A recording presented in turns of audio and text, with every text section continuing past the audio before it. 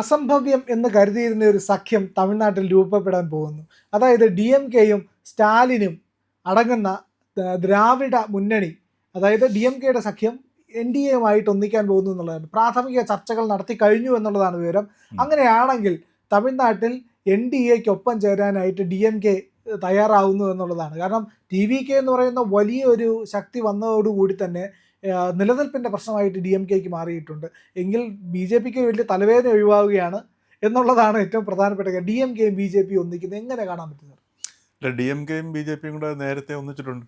ഇപ്പം 1999 DMKയും BJPയും കൂടെ ഒന്നിച്ച് ഇലക്ട്രൽ അലയൻസ് ഉണ്ടാക്കി വാജ്പേയിയുടെ മന്ത്രിസഭയിൽ അംഗമായിരുന്നിട്ടുണ്ട്. 2004 അവസാനം DMK BJP ആയിട്ടുള്ള മറ്റേ ഡൈവോഴ്സ് നടത്തി കോൺഗ്രസ്സിലേക്ക് വരുന്നു. ഇപ്പോൾ എന്താ പ്രശ്നം എന്ന് വെച്ചാൽ ഇത്രയും പെട്ടെന്നൊരു ഒരു കോൺഗ്രസ് പെട്ടെന്ന് TVKയ്ക്ക് പിന്തുണ പ്രഖ്യാപിച്ചല്ലോ. അത് വലിയൊരു അടിയായിപ്പോയി. അപ്പോൾ അത് ദേശീയ തലത്തിൽ ഇപ്പം നോക്കുകയാണെങ്കിൽ DMKയ്ക്ക് 22 അംഗങ്ങൾ MP ലോക്സഭയിലുണ്ട്. അപ്പോൾ ദേശീയ തലത്തിൽ ഇപ്പം DMKയ്ക്ക് അത്യാവശ്യം നല്ല റോളുള്ള സമയമാണ്. പക്ഷേ സംസ്ഥാന തലത്തിൽ വളരെ പെട്ടെന്ന് കോൺഗ്രസ് TVKയ്ക്ക് പിന്തുണ പ്രഖ്യാപിക്കുകയും ഇവിടുത്തെ DMKയോടുള്ള സഖ്യം ഒരു അൺസെറമോണിയസ് ആയിട്ട് വിഡ്രോ ചെയ്യുകയും ചെയ്തു. അത് DMK വല്ലാണ്ട് ചൊടിപ്പിച്ചിട്ടുണ്ട്, സ്വാഭാവികമായിട്ടും വേദനിപ്പിച്ചിട്ടുണ്ടെന്ന് തന്നെ പറയാം. കാരണം എന്ന് വെച്ച് കഴിഞ്ഞാൽ ആ ഒരു DMK തളർന്ന സമയത്താണല്ലോ അടിക്കുകയും അതോടൊപ്പം തന്നെ കോൺഗ്രസ്സിന് ഇവിടെ ഭരണത്തിലൂടെ ചേരുകയും ചെയ്യുന്നത്. അപ്പോൾ അത്തരം ഒരു സന്ദർഭത്തിൽ ഇപ്പം നാഷണൽ ലെവലിൽ നോക്കുകയാണെങ്കിൽ അസംബ്ലിയിൽ തന്നെ ഇപ്പോൾ ലോക്സഭയിൽ തന്നെ വരികയാണെങ്കിൽ ഇന്ത്യ മുന്നണിയുടെ 22 അംഗങ്ങൾ നേരിട്ട് മാറാൻ പോവുകയാണ് ചെയ്യുന്നത്. ഇത് BJPയുടെ അലയൻസ് വരുമ്പോഴത്തേക്ക് അത് BJPയുടെ സ്ട്രെങ്ത് വർദ്ധിക്കുകയും അതോടൊപ്പം തന്നെ രാജ്യസഭയിലും 8 പേരുണ്ടെന്നല്ലേ? അപ്പോൾ രാജ്യസഭയിലും 8. BJPക്കും BJP ഇത് നോക്കിയിരിക്കുന്നൊരു സംഗതിയാണത്, ഇത്തരം ഒരു സംഗതി. പിന്നെ രണ്ടാമത്തെ കാര്യം വെച്ചാൽ ഈ തമിഴ്നാട്ടിലെ ഇനി സ്റ്റാലിനെ പിടിച്ചു നിൽക്കാമെന്ന് വെച്ചാൽ വലിയ പ്രയാസമുള്ള കാര്യമാണ്. കാര്യം തമിഴ്നാട്ടിലെ ദ്രാവിഡ പൊളിറ്റിക്സ് ഇളകി കഴിഞ്ഞു. പതിറ്റാണ്ടുകളായിട്ട് തുടർന്നിരുന്ന് ഈ ദ്രാവിഡ ഒന്നുകിൽ ADMK അതല്ലെങ്കിൽ DMK, ഇങ്ങനെ ഈ 2 ദ്രാവിഡ പാർട്ടികൾ ഇങ്ങനെ മാറി മാറി ഭരിച്ചുകൊണ്ടിരിക്കുകയായിരുന്നു ദശാബ്ദങ്ങളായിട്ട്, MGRന്റെ കാലഘട്ടം തുടങ്ങി.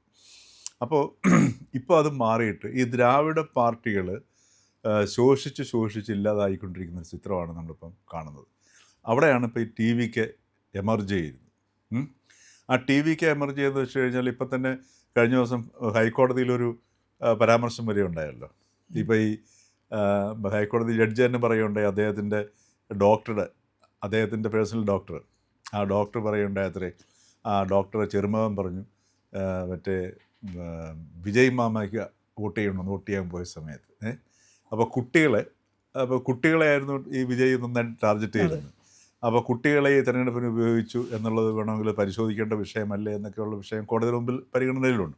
അപ്പോൾ അത്തരത്തിലൊരു മാറിയ രാഷ്ട്രീയ സാഹചര്യം, പുതിയ തലമുറ ഒരു ആധിപത്യം, ജൻ ആൽഫയും, ഇപ്പോൾ തമിഴ്നാട്ടിലാണെങ്കിൽ ജൻ ആൽഫയാണ് ഇപ്പോൾ ഈ പറഞ്ഞ പോലെ വിജയ് മാമയ്ക്ക് വോട്ട് ചെയ്യണമെന്ന് കൊച്ചു കുട്ടികൾ പറയണമെന്നുണ്ടെങ്കിൽ ജൻ ആൽഫയും അതിനകത്ത് ഇടപെട്ടു എന്നുള്ളതാണ് നമ്മൾ മനസ്സിലാക്കുന്നത്. അപ്പോൾ അവിടെ ഇങ്ങനെ ഒരു രാഷ്ട്രീയം മാറിമറിയുകയും അതോടൊപ്പം തന്നെ ഈ 2 മുന്നണികളെയും DMKയുടെ ആണെങ്കിലും ADMKയുടെ ആണെങ്കിലും ഈ ചെയ്തികളിൽ ജനങ്ങൾ മടുക്കുകയും ചെയ്ത ഒരവസ്ഥ വന്നിട്ടുണ്ട്. പിന്നെ ഉദയനിധിമാരൻ്റെ കാര്യമാണ് ഇപ്പോൾ പ്രശ്നം ഉണ്ടാകുന്നത്. ഉദയനിധി സ്റ്റാലിൻ. അപ്പോൾ ഉദയനിധി ഈ തെരഞ്ഞെടുപ്പ് ഇപ്പം സത്യപ്രതിജ്ഞ ചെയ്തപ്പോൾ പോലും പറഞ്ഞത്, MLA ആയിട്ട് സത്യപ്രതിജ്ഞ ചെയ്തപ്പോൾ പോലും അദ്ദേഹം പ്രഖ്യാപിച്ചത് ഈ ജീവിത ദൗത്യം എന്ന് പറഞ്ഞു കഴിഞ്ഞാൽ എന്താണ്, സനാതന ധർമ്മത്തിനെതിരെയുള്ള പോരാട്ടം എന്നുള്ളതാണ്. അപ്പോൾ പുള്ളി ഇനി ഇപ്പോൾ ഈ DMK BJP ആയിട്ട് അലയൻസ് ഉണ്ടായിക്കഴിഞ്ഞാൽ ആ ഒരു പോരാട്ടം ഉദയനിധി സ്റ്റാലിൻ എങ്ങനെ കൊണ്ടുപോകും എന്നുള്ള വലിയ പ്രശ്നമാണ്. മാത്രമല്ല ഉദയനിധി സ്റ്റാലിന് കേരളത്തിലും ഒരുപാട് ആരാധകരുള്ള കൂട്ടത്തിലാണ്. നമ്മളെ പിണറായി വിജയനൊക്കെ വളരെ ആവേശം, എന്തിനാ പറഞ്ഞ ശിവഗിരി സ്വാമി പോലും, മഠാധിപതി പോലും ഉദയനിധി മറ്റേ സ്റ്റാലിന് പിന്നെ സ്വാഗതമേകി സ്വീകരിച്ച പ്രദേശമാണ് ഇവിടെ. അപ്പോൾ അതുകൊണ്ട് ഉദയനിധി സ്റ്റാലിൻ്റെ ആ ഒരു പോരാട്ടം എങ്ങനെയായത് പരിണമിക്കുന്നുള്ളത് നമുക്കറിയില്ല. പക്ഷേ ഇതിന് വലിയൊരു സാധ്യതയുണ്ട്. കാരണം ഇനി വരാൻ പോകുന്ന 2029 ലോക്സഭാ തിരഞ്ഞെടുപ്പ് വരുന്നുണ്ട്. അപ്പോൾ ഈ ഒരു പശ്ചാത്തലത്തിൽ ഇപ്പോൾ വിജയുടെ ആണെങ്കിലും വിജയ് ഇപ്പോൾ അത്യാവശ്യം വിജയ് ഇന്നലെ തിരുച്ചിറപ്പള്ളി നടത്തിയ പ്രസംഗം കേട്ടിരുന്നു. വിജയ് തിരുച്ചിറപ്പള്ളി നടത്തിയ പ്രസംഗത്തിൽ എനിക്കിനി യാതൊരു ജോലിയില്ല, എൻ്റെ ജോലികളെല്ലാം സ്വന്തം ആവശ്യമുള്ള ജോലിയെല്ലാം കഴിഞ്ഞു, അതായത് ഇനി അഭിനയമില്ല, മുഴുവൻ സമയം ഇനി ഇതിനു വേണ്ടി ചിലവഴിക്കുകയാണ്. അതൊരു പരിധിവരെ ശരിയാണ്. കാരണം വിജയ്ക്കിനി സാമ്പത്തികത്തിന് വേണ്ടിയിട്ട് ഇനിയൊരു അഭിനയത്തിനോ അതല്ലെങ്കിൽ ഗ്ലാമറിന് വേണ്ടിയിട്ട് ഒന്നും പോകേണ്ട ഒരു ആവശ്യമില്ല. അപ്പം ഇനി മുഴുവൻ സമയം ഈ ഒരു ഭരണത്തിന് വേണ്ടിയിട്ട് പോകുന്ന വെച്ചാൽ വളരെ ഒരു പോപ്പുലർ ഒരു സിനിമാറ്റിക് സ്പീച്ചായിരുന്നു തിരുച്ചിറപ്പള്ളി ഈസ്റ്റിൽ ഈ കഴിഞ്ഞ ദിവസം വിജയ് നടത്തിയത്. അപ്പോൾ അതൊക്കെ വിജയുടെ ഈ പോപ്പുലാരിറ്റി വർദ്ധിച്ചുകൊണ്ടിരിക്കുകയാണ് ചെയ്യുന്നത്.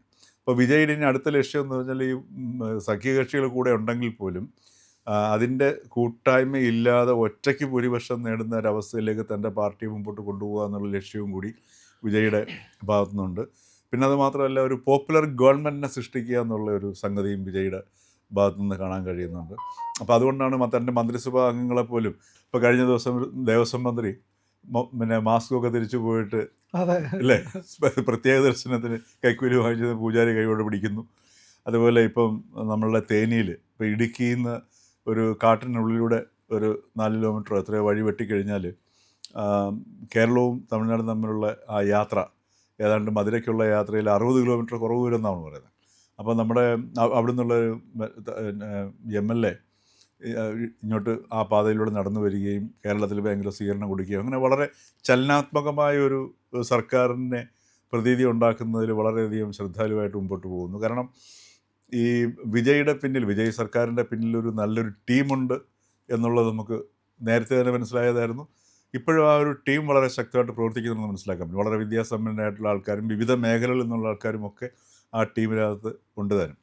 അപ്പോൾ ആ രീതിയിലൊരു സംഗതി എനിക്ക് തോന്നുന്നു ഈ പാർട്ടിയുടെ രൂപീകരണം തൊട്ട് അതിൻ്റെ പിന്നിൽ നമുക്ക് ഉണ്ടായിരുന്നത് നമുക്ക് കൂടുതൽ വ്യക്തമാവുകയും ചെയ്യുന്നു. അപ്പോൾ ഇത്തരം ഒരു സന്ദർഭത്തിലാണ് യാതൊരു വിധമായ പൊളിറ്റിക്കൽ ഐഡിയോളജിയൊക്കെ വെച്ചിട്ടായിരുന്നു നേരത്തെ ഈ സ്റ്റാലിനും കരുണാനിധിയൊക്കെ DMK പിടിച്ചു നിർത്തിയിരുന്നത്. ആ സംഗതി, ആ ഒരു ഐഡിയോളജിക്കൽ ഗ്രൗണ്ട് സ്റ്റാലിൻ കംപ്ലീറ്റ് വിടാൻ പോവുകയാണ് ചെയ്യുന്നത്. കാര്യം അത് പിടിച്ചു നിന്ന് കഴിഞ്ഞാൽ DMK എന്നുള്ള സംഗതി ഇല്ലാണ്ടാവും. മാത്രമല്ല തൻ്റെ ഉദയനിധി സ്റ്റാലിന് മകനൊന്നും കൊടുക്കാൻ പറ്റാത്തൊരവസ്ഥയിലേക്കും ഇല്ലേ പാർട്ടി. കാരണം മാത്രമല്ല ഇനി കൈ കൊടുക്കുന്നുള്ള പറയുന്നു.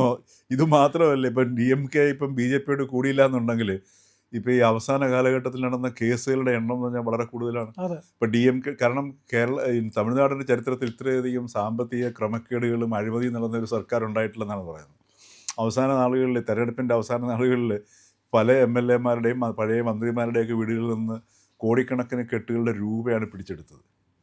അപ്പോൾ ഇത്തരം ഒരു സാധനത്തിലൊക്കെ ഒന്ന് BJPയുടെ ആ ഒരു നിർദ്ദേശം മുമ്പോട്ട് വയ്ക്കുമ്പോൾ അത് സ്വീകരിച്ചില്ലെങ്കിൽ അതും അപകടം ഉണ്ടാവും, അത് മണ്ടത്തരമായി പോകും.